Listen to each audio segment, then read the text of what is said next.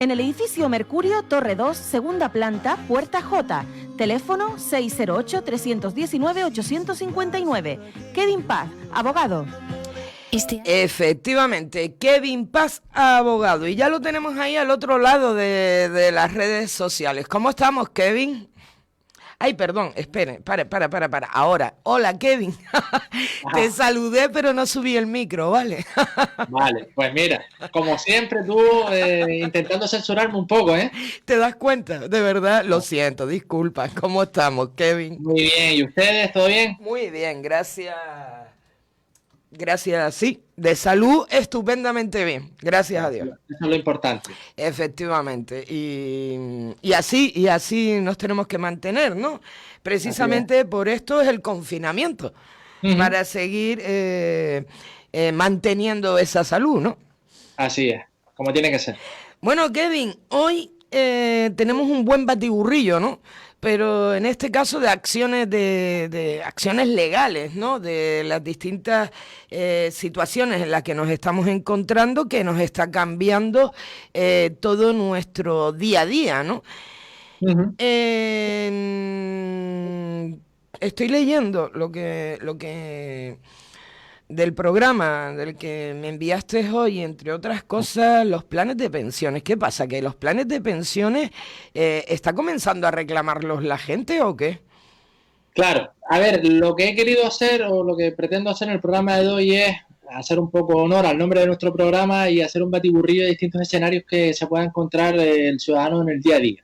En este caso, tocaremos palos con respecto a las pensiones, con respecto a cuestiones laborales, cómo podemos actuar frente a determinadas multas y demás, ¿no? Entonces, sí, lo que bien indica los supuestos en los que podría rescatar un plan de pensión, en este caso, pues, debido a las circunstancias que nos encontramos, que mucha gente tiene esos productos que no tienen ingresos o que se demoran los ingresos y demás, pues que pueda hacer frente a esos gastos a través del rescate de estos productos.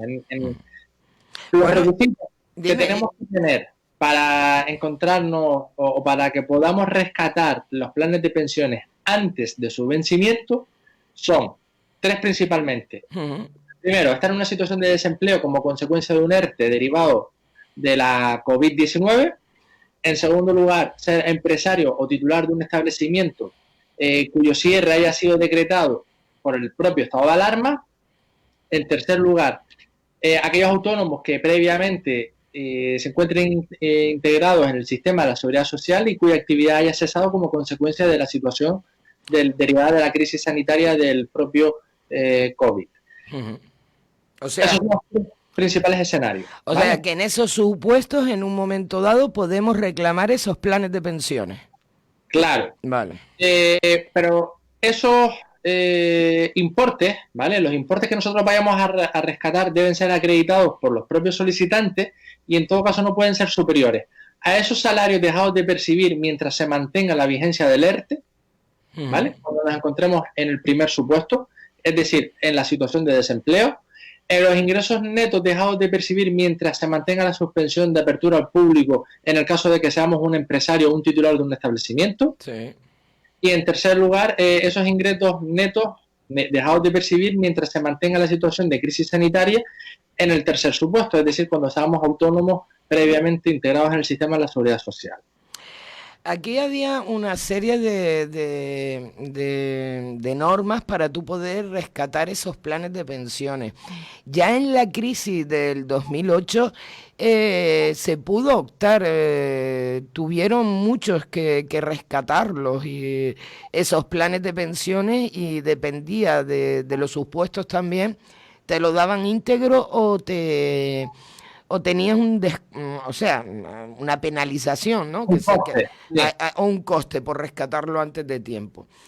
Supongo que nuevamente al panorama actual, como tú nos acabas de explicar, pues lo han vuelto a implantar, ¿no? Claro, el decreto lo que establece es que en todo caso el reembolso de los derechos consolidados se hace sujetándose al régimen fiscal establecido para las prestaciones de los planes de pensiones y que esta tiene que tener lugar en el plazo máximo de 7 días hábiles desde que se presente la documentación que acredite estar ante uno de esos supuestos que acabo de mencionar. Cierto es que antes a la implantación de estas medidas, pues los planes de pensiones solo se podían rescatar en determinados escenarios, que era sin coste, ¿vale? Para la persona, en cuanto nos encontrábamos en una jubilación, en un fallecimiento o una situación de incapacidad permanente por parte de esa persona que tenía contratada ese producto. Sí, por eso te digo que sí, que esas son las normas normalmente para poder rescatar tu plan de pensiones, pero claro que ante esta situación, pues algo parecido también a lo que hicieron entonces en el 2008. Claro, es decir, lo que te permite rescatar parte de ese dinero, ¿vale? Siempre que y cuando te encuentres en esos determinados escenarios y bueno, pues eso es lo que hay que... O sea, nos tenemos que adaptar a esas circunstancias y que lo que te permite el Estado es poder acceder a esos fondos para que tú puedas salir de esta situación provisional. Sí, para que puedas tener esa liquidez, que al fin y al cabo también es un dinero que tú eres el que estás guardando, ¿no? Para tu pensión en el futuro, ¿no? Así es. Vamos a ver, a nivel laboral, Kevin, porque son muchas las dudas de muchísimos trabajadores. Vamos a ver, ante esta situación, ¿me pueden obligar a tener vacaciones? Esto es un escenario que se ha dado con mucha frecuencia, ¿de acuerdo? En la cual se le ha puesto al trabajador en la tesitura de que decida u opte en adoptar vacaciones o sufrirse las consecuencias propias de un ERTE o de un despido, ¿de acuerdo? No. En este caso, obligar a tomar vacaciones no son legales.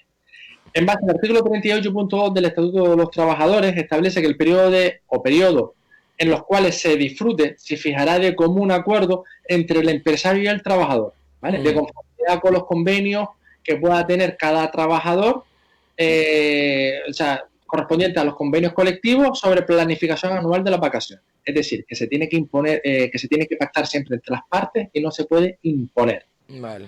Además, como trabajadores tenemos derecho a un preaviso de 2 meses, que características se está dando. Asimismo, digamos, un desacuerdo entre las partes, la jurisdicción competente, en este caso, fija la fecha para que, digamos, el trabajador disfrute de esas vacaciones y esa decisión, digamos, sería irrecurrible y el procedimiento es preferente y de carácter sumario. Lo que viene a decir es que si el empresario sí o sí te obliga a cogerte las vacaciones o parte de ellas, en estas fechas puedes demandarla ante la jurisdicción de lo social y esta es la que decide si la decisión es justa o no lo es. Teniendo en cuenta que en la mayoría de los casos nos encontramos en esta situación confinados en nuestras casas, en cuarentena, sin posibilidad de salir a disfrutar nuestro tiempo libre, pues lo lógico sería que el juez de turno determine que esta decisión de imponerte ahora estas vacaciones en plena pandemia no está ajustada a derecho, más bien cuando los propios juzgados han decidido suspender su actividad no urgente. En este caso, claro, ¿qué es lo que va a suceder? Que nosotros posiblemente tengamos que aceptar esta decisión sin perjuicio de que nosotros con posterioridad hagamos valer nuestros derechos ante el correspondiente órgano jurisdiccional, que en este caso es el juzgado social. O sea, que en un momento dado tenemos que decir sí a lo que nos dice el empresario, pero después tengo yo la opción de poder demandarlo. Exacto. ¿Por qué?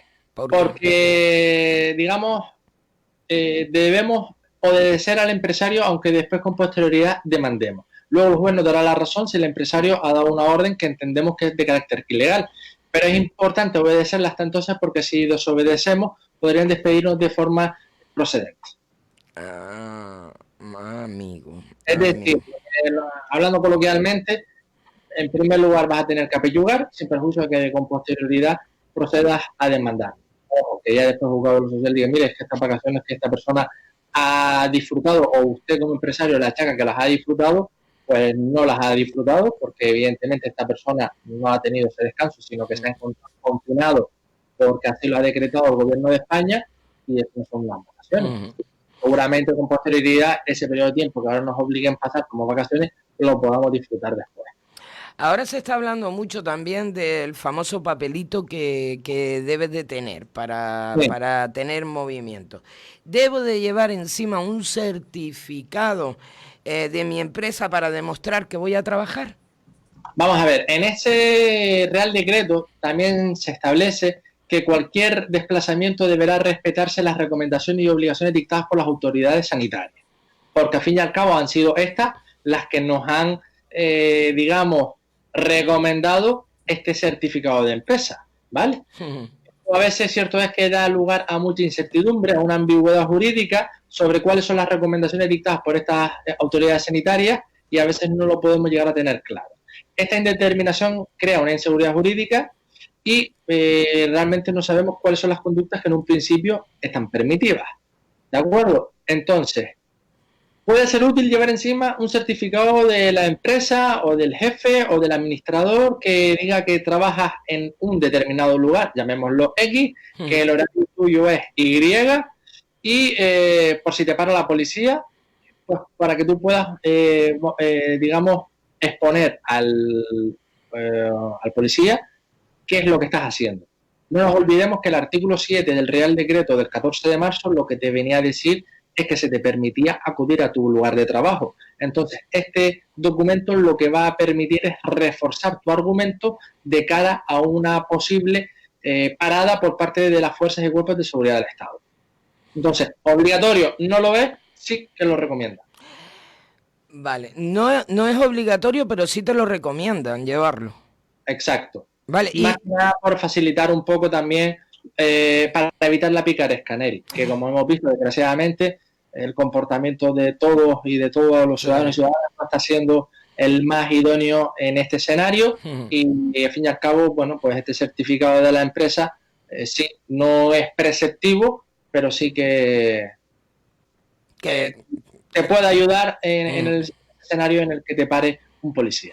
Vamos a ver, porque también, por ejemplo, este fin de semana me llegaba a mí a través de las redes un comunicado de la Guardia Civil, o sea, con el membrete de la Guardia Civil y demás, y que hoy ha dicho la Guardia Civil que es un bulo, cuidado, sí. Y en el que te decía precisamente cómo se abría el lunes, ¿no? O sea, quiénes podían ir a trabajar, quiénes no podían ir a trabajar, etcétera. Y al final de toda esta documentación te venía como un certificado o un documento que tú tenías que rellenar para presentarlo después. Aparte, lo que te decían era, este es el documento que usted tiene que presentar en caso de que le llame la Guardia Civil. Mentira, ¿no? Exacto. Ese documento, vamos a ver, este documento no deja de ser una recomendación de las autoridades sanitarias, ¿vale? Como su nombre mismo indica, es una recomendación. Lo puedes utilizar, te va a ayudar, pero no es que si tú no tienes ese documento no puedes ir a tu lugar de trabajo. Claro. ¿Vale? Bueno, pues seguimos con el trabajo y ahora la siguiente pregunta, es más, nos ha llegado a nosotros a través de WhatsApp, esta información nos la ha pedido tanto que, bueno, la semana pasada porque no tuvimos programa, pero desde la semana pasada quería realizártela. Vamos a ver, ¿cómo solicito el paro si están cerradas al público todas las oficinas del SEPE? Cuéntame. Esa es una buena pregunta y la respuesta va a ser más ambigua que la propia... No me digas. El propio escenario. Vamos a ver, en este caso, cierto, las oficinas públicas del SEPE están cerradas a lo que es a la atención presencial. Exacto. No a la telefónica. Y también se tramitan solicitudes por vía telemática. ¿Vale? En este caso, el Ministerio de Trabajo explica que si nos encontramos en un escenario de que un despido es individual, se debe de tratar de solicitar la prestación por teléfono o bien por medios telemáticos. Y si la persona que demanda la prestación por desempleo está afectada por un ERTE, lo primero es que la empresa comunique a la autoridad laboral el expediente y después se solicitan las prestaciones. ¿Vale? Con lo cual, ¿las oficinas están abiertas? Sí, pero no al público. Sí. ¿De acuerdo? Dentro de su interior, operativas, y solamente la única manera que obtenemos nosotros de gestionar nuestras necesidades es por vía telemática o por vía telefónica. O sea, si no tengo internet en mi casa, sí por vía telefónica.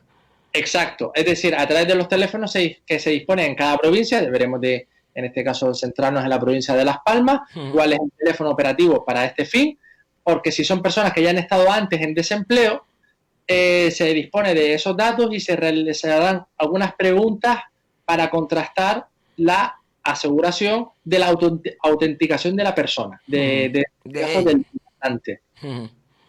¿Vale? ¿Por qué? Porque, claro, por protección de datos cabe el escenario de que por teléfono la suplantación de la identidad y otros escenarios similares. Por lo cual, si aquellas personas que hayan tenido con anterioridad hayan sido demandantes de empleo, pues se podrá cotejar y comprobar que los datos que nosotros estamos dando evidentemente son los que corresponden a nuestra persona.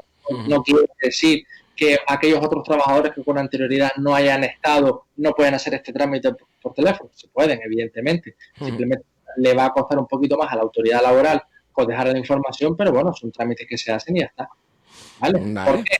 Porque en el Ministerio de Trabajo del Gobierno de España se apunta que legalmente hay que pasar por el Servicio Público de Empleo Autonómico, que es lo que se conoce como el SEPE, para inscribirse como demandante de empleo o bien reactivar esa demanda. Cierto es que, según comentan, en las próximas fechas se va a contar con una solución bilateral entre Estado y Comunidad Autónoma para salvar estas circunstancias y dotarla de medios y de herramientas que permitan un buen servicio. ¿Por qué? Porque todavía el trabajador o trabajadora no está adecuada a la solicitud vía telemática. Por ponerte un ejemplo, la firma electrónica, los certificados no los tenemos. Todo el mundo acude a hacer el trámite por teléfono. ¿Qué es lo que pasa? Que los teléfonos, las líneas de teléfono son las que son. O sea, que enseguida se colapsan. Y muchas veces, cierto es que algún cliente nos comenta de que lleva toda la mañana llamando, no le cogen el teléfono y demás. Desgraciadamente es la única solución, la única manera que tenemos ahora mismo de ponernos en contacto con ellos y de hacer los trámites que necesitamos. Bueno, pues que se habiliten, porque también a nosotros nos llegaban esas noticias precisamente de que llamaban y se podía pasar todo el día llamando que nadie le contestaba al teléfono. Claro. Y luego nos encontramos con eso otro, ¿no? De que hay muchísima gente pues que no tiene acceso a Internet. Sí, y también te digo yo una cosa, que buscando documentación y preparando documentación hay que sacar un máster. Sí, ¿vale? No. O sea...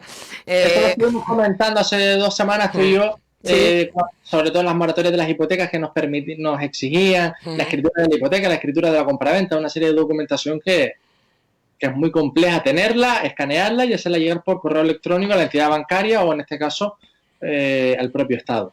Oye, esta pregunta es también, supongo, para los oyentes, pero claro, a mí también me surgía porque en caso, si estoy de baja y se inicia un ERTE, ¿qué me sucede? Bueno, en ese escenario, no solamente que estemos de baja por una situación de incapacidad temporal, sino que, por ejemplo, estuviéramos con un permiso de maternidad o de paternidad. También.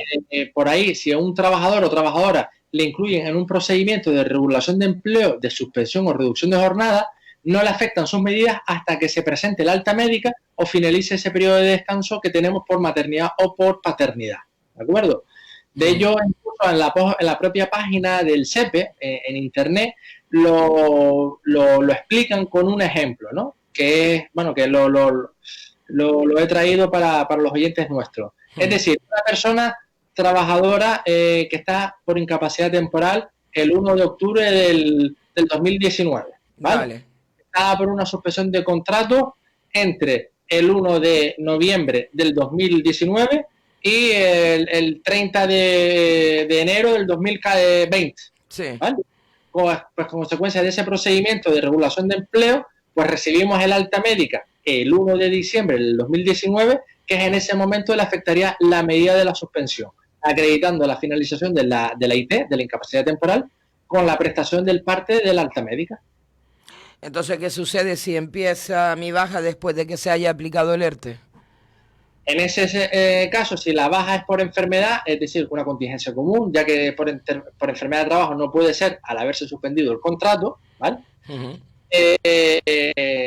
Lo que se explica es que durante la vigencia del ERTE y mientras tú recibas la prestación por desempleo, sufres una enfermedad, pues puedes pedir una baja médica, ¿vale? Porque el SEPE, por delegación del Instituto Nacional de la Seguridad Social, te va a abonar la prestación por incapacidad temporal, cuya cuantía será igual a la prestación por desempleo con el consumo correspondiente de días de prestación.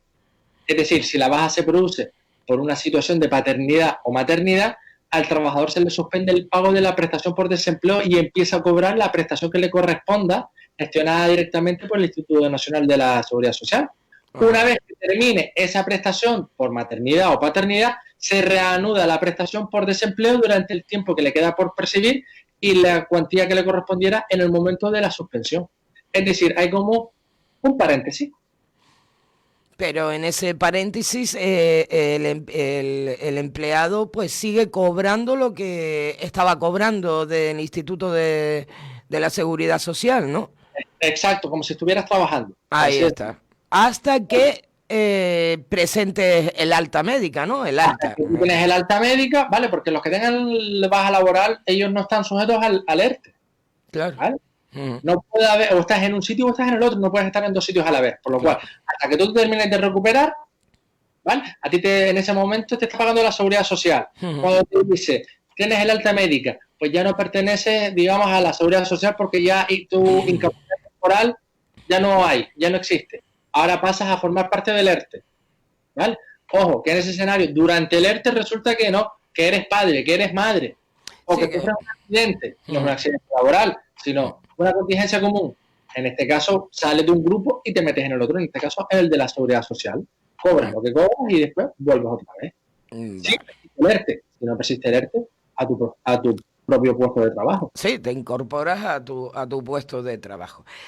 Vamos a ver, esta pregunta ya la he visto y por ahí en muchísimas ocasiones y la verdad que está surgiendo muchas dudas en la gente. Sí. ¿Puedo hacer una mudanza durante la cuarentena, Kevin? A ver. Este es el escenario que se le ha dado a mucha gente que previamente a toda esta situación se iban a cambiar de casa porque bien tenían otro alquiler, otro arrendamiento en otro sitio, o bien porque se compraban una propia vivienda. También. ¿Vale? En este caso, porque aunque tú no lo creas, Neri, en el día de hoy me consta que se han firmado hipotecas, es decir, la gente sigue comprando casas, ¿vale? Entonces, lo ideal es que si tenemos una mudanza programada en las próximas fechas, ¿vale? Vamos a intentar llegar a un acuerdo entre las partes implicadas para quedarte donde estás, ¿vale? ¿Por qué? Porque el derecho te permite a las partes negociar y llegar a acuerdos que beneficien a todas las partes. Ahora bien, en los casos de que la mudanza sea absolutamente necesaria, porque no la puedes posponer, porque quien tenga alquilada la casa la tenga que abandonar para que acceda otra persona o para evitar pagar dos alquileres a la vez, si no se ha podido llegar a un acuerdo con el casero, porque la razón siempre y cuando sea que el desplazamiento es la última opción, en este caso digamos que sería injusto que la prohibición de realizar una mudanza te cause un perjuicio grave. En este caso, que haya una duplicidad de gastos, que pague dos alquileres, ¿vale? O que dejes en la calle a una familia, a una persona, ¿vale? En este caso, digamos, ¿existe alguna norma que ampare para llevar a cabo esa mudanza? Es difícil saberlo, ¿vale? ¿Por qué? El derecho 1 más 1 no es 2, ¿vale? Pero cierto es que, digamos, haciendo una interpretación de la ley en estos momentos pro cambio, pro mudanza, ¿vale? Digamos que la vivienda constituye un bien de primera necesidad, que está consagrado en el artículo 47 de la Constitución Española. Pues si está en juego un derecho tan importante como ese, las autoridades deben facilitar su disfrute, ¿vale? A ver. Claro, ¿cómo puede suceder? Ahí está, dime. Vale, oye, que resulta que no, que me topo con un policía o un guardia civil o un policía local y que diga, no, mire, realmente usted se marcha porque usted quiere o porque realmente nosotros no podamos acreditar la justificación, la necesidad de la mudanza, ¿no? En este caso. No quiere decir que si que la gente, ¿vale?, no te vaya a discrepar y que pueda tener lugar un procedimiento sancionador. Puede suceder, ¿vale? Para nosotros intentar evitarlo, lo que debemos de llevar encima es documentación que acredite nuestra necesidad. Por ejemplo, contrato de alquiler, una carta del casero pidiéndote que abandones el inmueble, la escritura de la casa, cualquier cuestión, ¿vale? Pero cierto es que no hay garantías de que te vayan a dar la razón, ¿vale? No, por lo cual, en la medida de lo posible, que vamos a intentar adaptarnos a esta nueva circunstancia en la medida de lo posible. Evidentemente, lo que no voy a hacer es, poniendo un ejemplo claro y sencillo, oye, si estoy pagando 1.000 euros de alquiler, pero es que si salgo a la calle me la juego a tener una multa de 600 euros, oye, pues te sale más rentable una cosa que la otra, ¿vale? O no, la multa puede ser de una cuantía superior a esos 2.000 euros porque así lo entiende el policía, que pueda, oye, que no, que tú no estás justificado, que lo único es un capricho, una temeridad, por ponerte un ejemplo, resulta que vives en Las Palmas, pero es que te quieres venir al sur, a la casa tuya del sur, porque tienes jardín, no, mira, ¿vale? No, estamos hablando de casos, ¿no? Ahí está.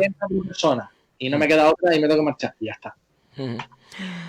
Hombre, yo te iba a decir, porque nos lanzaban esa pregunta, pero desde estudiantes, porque se tienen que trasladar a otras islas para entregar la llave y recoger sus pertenencias.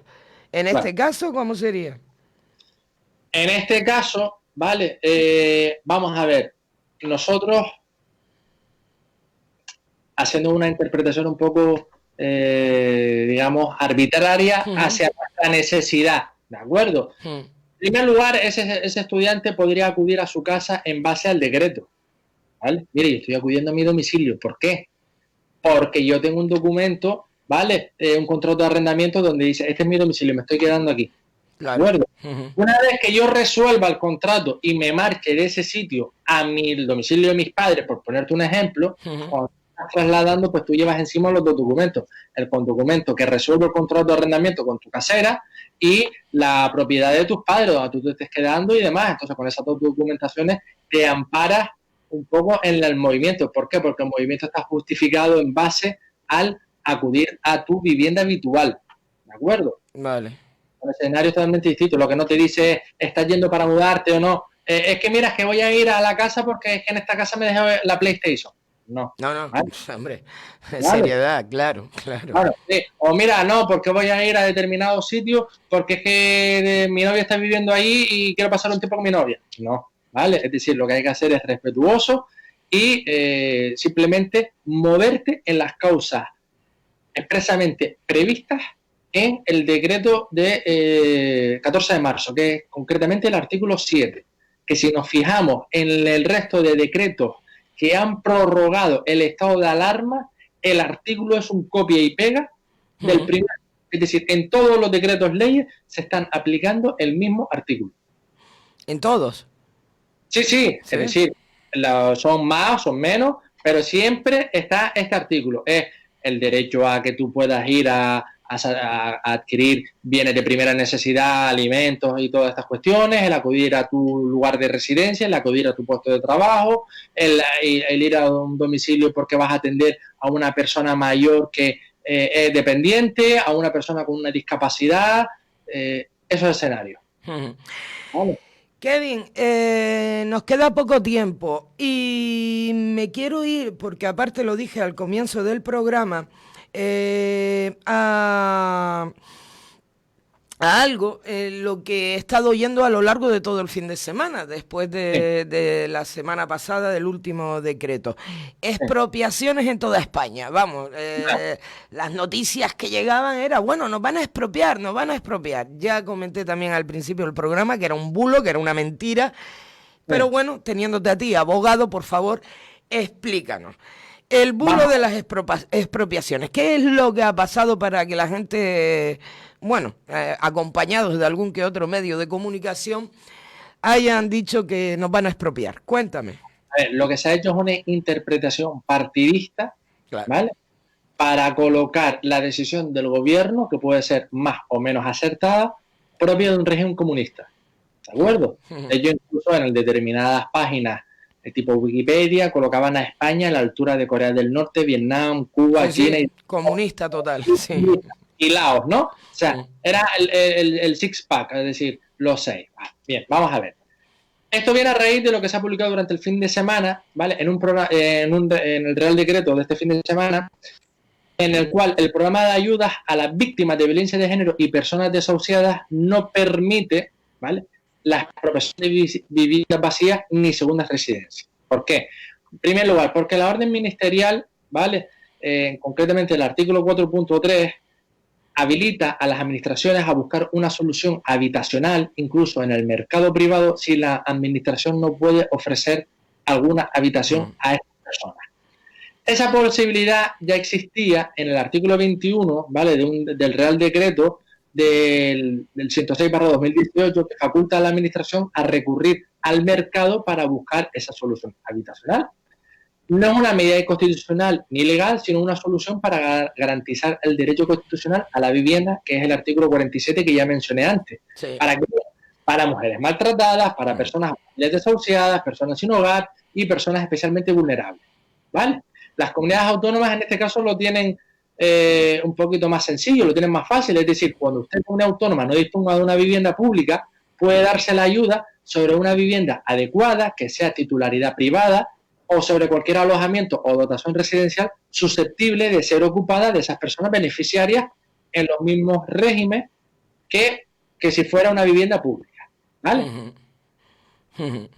Regímenes, que son los que aparecen en el mismo párrafo, pocas líneas antes, Sí. en alquiler, en una cesión de uso o cualquier régimen de ocupación temporal admitido en derecho. Es decir, que las comunidades autónomas, ¿vale?, llegadas esas circunstancias urgentes y de extrema vulnerabilidad determinadas por los servicios sociales, puede recurrir a alquilar una vivienda, ¿vale? Es decir, comunidad autónoma le paga una vivienda, ¿vale?, a una persona cuya vivienda es de su propiedad privada, ¿vale? Y le ofrece una habitación en un hotel y puede ser pagada por parte de la comunidad autónoma a esa persona arrendadora con las ayudas del plan estatal, ¿vale? Claro. Pues me hace un montón de gracia, ¿vale? Porque vamos a ver, hay una ley orgánica que es del año 1981, ¿vale?, que yo invito a los oyentes a que la lean. La ley orgánica se llama 4/1981, que regula el estado de alarma, el de excepción y el de sitio, ¿vale? El artículo 11 de esa ley, ¿vale?, lo que te viene a decir, y te leo muy brevemente para terminar: con independencia de lo dispuesto en el artículo anterior, el decreto que declare el estado de alarma o los sucesivos que durante su vigencia se dicten pueden acordar las siguientes medidas. Habla de limitar la circulación o permanencia de personas o vehículos en horas y lugares determinados, ¿vale? Porque a veces se hablaba de que las medidas que contenían el estado de alarma eran ilegales e inconstitucionales, ¿vale? Sí. Aplicar requisas temporales de todo tipo de bienes e imponer prestaciones personales obligatorias, como han hecho con las mascarillas. Intervenir y ocupar transitoriamente industrias, fábricas, talleres, explotaciones o locales de cualquier naturaleza, con excepción de domicilios privados, ¿vale? Es decir, la propia ley ya te está diciendo que usted jamás podrá intervenir y ocupar una domicilio casa privado. Claro. ¿Vale? Te lo está diciendo la ley orgánica del año 81. ¿Vale? Limitar o racionar el uso de servicios o el consumo de artículos de primera necesidad. ¿Vale? O sea, todo este follón que se ha montado, que incluso viene de partidos políticos, sí, cuyos partidos políticos han aprobado y han votado a favor del estado de alarma y de las prórrogas del estado de alarma, por lo cual se contradice totalmente. Tú no puedes, por un lado, apoyar un estado de alarma que viene a través de un decreto emitido por el Consejo de Ministros. El Consejo de Ministros lo dicta y se tiene que ratificar en el Congreso de los Diputados. Sí. Los partidos políticos lo votan a favor casi todos por unanimidad, salvo algunas excepciones. Y resulta que lo que te permite hacer la ley te dice que es propio de un Estado comunista. Es falso. Esa información es errónea, es incorrecta, falta la verdad y porque la propia ley lo que te dice es: usted puede utilizar una vivienda si te quedas en casa, pero ¿a quién? Acudes a la del sector privado a través de un precio, a través de una relación contractual dura. No te va a quitar la casa a nadie. Exacto.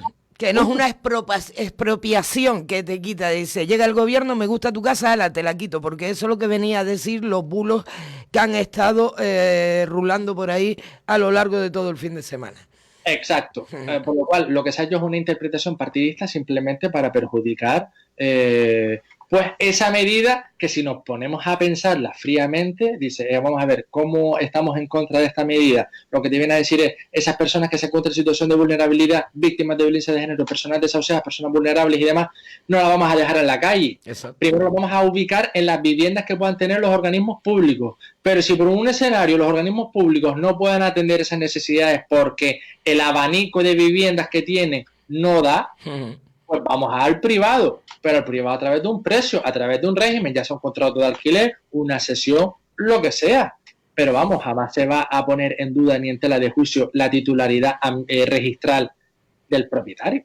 Hombre, faltaría más, ¿no? Ya se nos vendía, bueno, como tú también decías, ¿no? Al comienzo, ya también se veía a través de las redes todo este fin de semana, pues eso, España el país comunista, ¿no? Sí, no, o sea, a mí particularmente me llamó mucho la atención, y te digo, esta ley, insisto, la ley orgánica 4/1981, artículo 11, es muy clara y muy sencilla. Te dice, usted puede utilizar Estado en determinadas situaciones en el estado de alarma, puede utilizar este tipo de cosas, a excepción de la propiedad privada. Y párate, porque esa ley es con la que se ha declarado el estado de alarma, o sea, no se ha cambiado la ley. Ya la ley, ¿desde cuándo la tenemos? Desde el año 81. O sea, desde el 81, ahí participó, creo, en un momento dado hasta Adolfo Suárez, ¿no? No, ahí participaron, digamos, los partidos políticos que formaron parte de las primeras cortes constituyentes del Estado de la democracia después del 77. Es decir... Sí, pero es que estoy recordando, hasta el 82 no entró Felipe González la primera vez, si mal no recuerdo. Es la ley orgánica que regula el estado de alarma, el estado de excepción y el estado de sitio, que son los tres escenarios que se contemplan dentro de nuestra Constitución, que es del año 78, ¿vale? Ajá, vale. O sea, la Constitución del año 78, y hay una ley orgánica que desarrolla estos tres tipos de estado. Es del año 81, y lo que te dice es lo que te acabo de leer, que vamos, que es cristalino, te permite el utilizar por parte del Estado, pues como te digo, intervenir y ocupar transitoriamente industrias, fábricas, talleres, explotaciones o locales de cualquier naturaleza, con excepción de los domicilios privados. Bueno, pues tremendo. A ver si los oyentes de verdad comienzan a separar y a diferenciar lo que es una mentira. Mentiras, bulos que únicamente se lanzan para alterar, ¿no? Bajo este estado de confinamiento, que ya son muchas las emociones en las que nos podemos estar encontrando, y también la incertidumbre, porque al fin y al cabo no sabemos, ¿no? Lo que pueda pasar mañana. Todo este tipo de noticias lo único que fomenta es que usted esté más angustiado, más depresivo, y en un momento dado se salga a la calle y cometa esta locura, fíjense ustedes, porque de verdad que para nada este tipo de noticias está ayudando a la sociedad, Kevin. Para nada. Bien, ahora podríamos entrar en una fase de opinión personal, pero cierto es que tú te pones a mirar el comportamiento de las oposiciones de los partidos políticos de otros estados, sin irnos más lejos, el de Portugal. Hombre, es verdad. Y deja mucho que desear lo que tenemos nosotros en comparación con lo que tienen ellos, ¿de acuerdo? Es decir, esa unidad que se reclama por parte de esta propia situación, porque lo que no tiene su lógica es que de una emergencia sanitaria un partido político determinado procure sacar una rentabilidad política de esta desgracia. Bueno, pero también estamos acostumbrados que a ver si cambiamos después de este coronavirus, de que siempre hay alguno que de la desgracia ajena consigue rédito. Exacto. Kevin, hasta la próxima semana, que seguro Buenas que te... porque a todos y a todas, y a cuidarse y mucha salud, que es lo que necesitamos en estos momentos. La próxima semana quiero que me hables de las sanciones, ¿vale? Vale. ¿Cómo en un momento dado podemos reclamar? Reclamar, no, evitar que nos reclamen. O evitar que nos reclamen, ahí está. Sí. Vale, de acuerdo. Kevin Paz, abogado, saludos. Oye, ¿sigues trabajando o bueno? Nosotros tuvimos el parón la semana pasada, bueno, los 15 días anteriores, y ahora nos han vuelto a habilitar, por lo cual ahora pues podemos volver a ejercer nuestra profesión, pero siempre destinada a aquellos servicios esenciales, en el ámbito laboral, en el ámbito penal principalmente, y algunas cuestiones del ámbito civil. Bueno, pues para los oyentes que estás trabajando, Kevin, y te puedan necesitar, ¿vale? Perfecto, estupendo. Saludos, buena semana. Buena semana a todos, gracias. Chao.